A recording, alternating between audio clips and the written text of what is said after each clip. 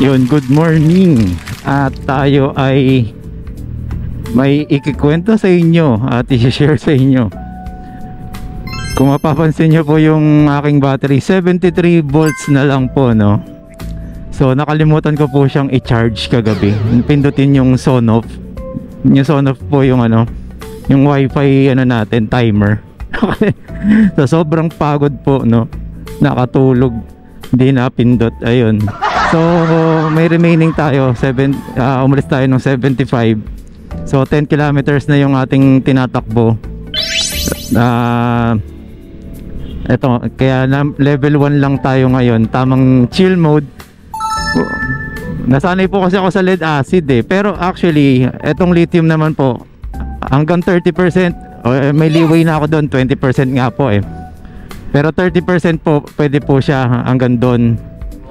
Yun po yung kanyang ano, para hindi po masira yung cell ng battery.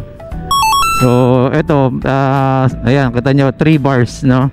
Ngayon nyo lang po makikita sa akin yan na nagti 3 bars sa biyahe ko.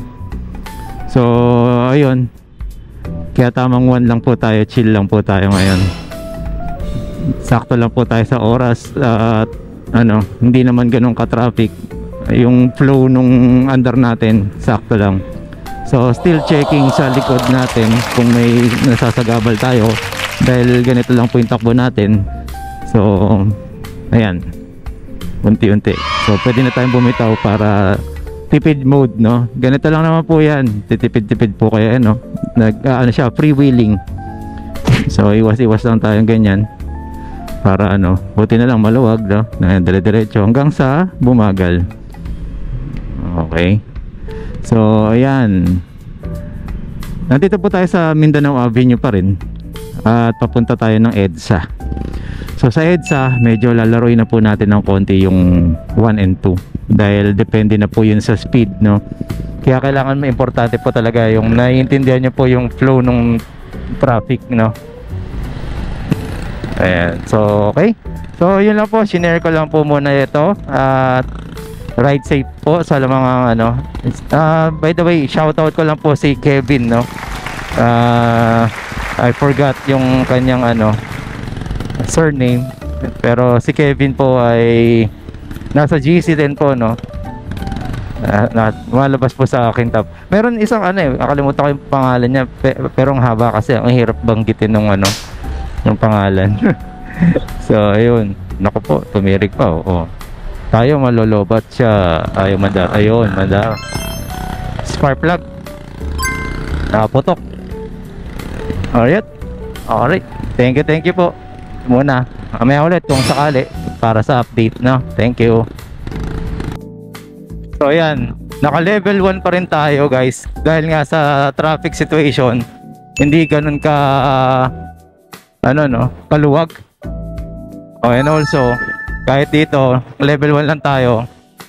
Yung tuli naman ito is 30, yan. Sabihin na natin 30 na lang, no? Nagta-33 to, pero 30 na lang, sabihin na natin. Kaya pa rin po siyang sumabay. Kung mapapansin nyo po, no? Ayan, no? Nag-signal na yung kotse. O, tingnan natin ulit sa likod. Wala tayong nasasagabal, walang bumubusina pa.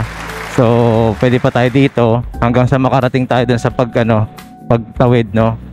Ayan, so kailangan natin gumilid na dahil mabibilis na yan dyan, lalo na pag galing din sa baba.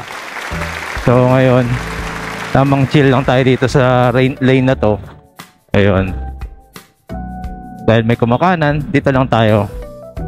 Hindi ko na rin pinapasok sa bike lane dahil alanganin, diba? Naka-signal tong taxi, naka-level 1 lang tayo, kaya hayaan natin siya pumasok. Wow!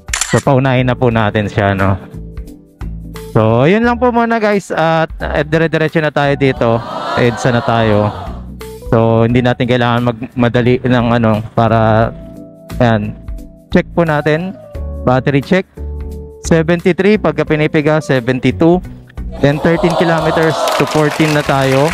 So kahapon naka 24 tayo. So plus natin yun, so nasa 40 kilometers na po yung gamit natin nang hindi pa po tayo nagcha-charge. Okay, so maraming salamat po. You know, may nakatambak dito ng ano, Diba?